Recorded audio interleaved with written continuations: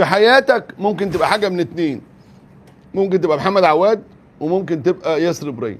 عندك اخطاء فانت في الاخر بتحاول تبقى كويس، فعشان كده ربنا بيديها لك في ماتش مهم وماتش مؤثر، وهو ماتش الاهلي والسيراميكا. بتشيل كوره من على خط المرمى، الكوره من على خط المرمى في الدقيقه 95، ويخرج النادي الاهلي فائزا بهدف ويحافظ على فارق النقاط بينه وبين بيراميدز. ان الزمالك خلاص، يعني الزمالك عواد باع ارضه ماشي.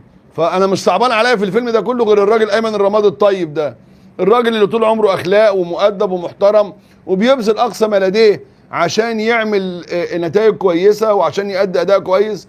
كان بيحلم انه يعمل نتائج كويسه مع نادي الزمالك، ماتش اتعادل فيه والنهارده خسر بفعل فاعل. واوريك صوره دلوقتي تستغرب لها، وانا اخر عليك ليه؟ بص يا باشا الصوره دي، والنبي لا تبص على الصوره دي كده.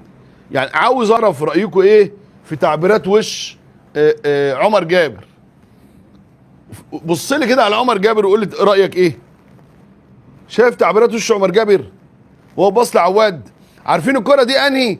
لما هو طلع ونزل وعمال يحتك وسايب الكوره، وفي الاخر رايح يحتج على احمد الغندور، واحمد الغندور اداله انذار.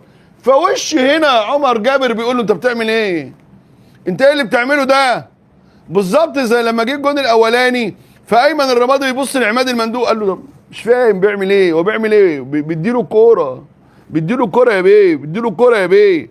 انا ما شفتش كده في الكون كله والله، انا ما شفتش كده. بص وبيضحك. المهم ان بعد الجون بيضحك.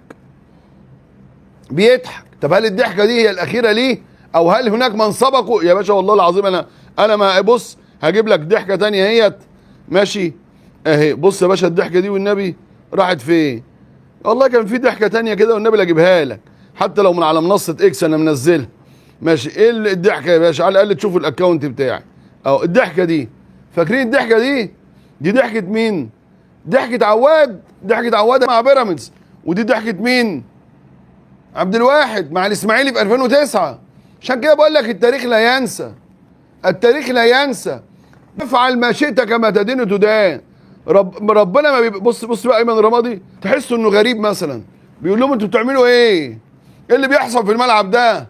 هو احنا ليه ما رحناش على المرمى غير بكره غلط رفعها مصطفى شلبي ودخل فيها براسيه سيف جعفر وحطها بعيد عن المرمى في الشوط الاولاني كانه بينشر خارج المرمى. ايه يا جماعه في ايه؟ عشان كده بقول لك ايه، دايما خليك راجل لكن تبقى بتبذل اللي عندك. لكن تبقى عواد يبقى انت مش عاوز تكسب، مش عاوز الناس تبدي مزيد من الاحترام والتقدير لك. لكن لما تبقى ياسر الناس هتحترمك، هتشيلك في قراصك. ليه؟ ياسر ابراهيم عليه ملحوظات كتيره جدا على المستوى الفني، لكن في الاخر لنيته لاجتهاده ربنا اداهاله عشان يخلد اسمه يبقى دوري النحاس، دوري ياسر ابراهيم، لانه بيشيلها من خط المرمى. وحكم موجود نفسه يعمل اي حاجه عشان يفرملك، نفسه اي حد من سيراميكا يقع في ال18. سبحان الله، يعني نفسه في اي كره فيها شبهه ضربه جزاء، نفسه الجول ما كانش يتحسب. لكن يجي لك هنا ياسر ابراهيم ربنا يديها له ويكرمه ويوفقه. لكن عواد فضيحه بصراحه. عواد يعني اجيب لك اللي كتبوا عليه الاستاذ عمرو الدرديري، يعني اخونا وحبيبنا، يعني قال لك ايه بقى؟ ولا يهمك يا عواد فداك مليون دوري. مين الاستاذ عمرو الدرديري؟ ده المتحدث الرسمي السابق باسم نادي الزمالك. الكوره خبطت في صدره وبتديها له. يعني انت يعني يا ركز معايا يالا اديها له كده على طول تاني يعني وبتاع ماشي.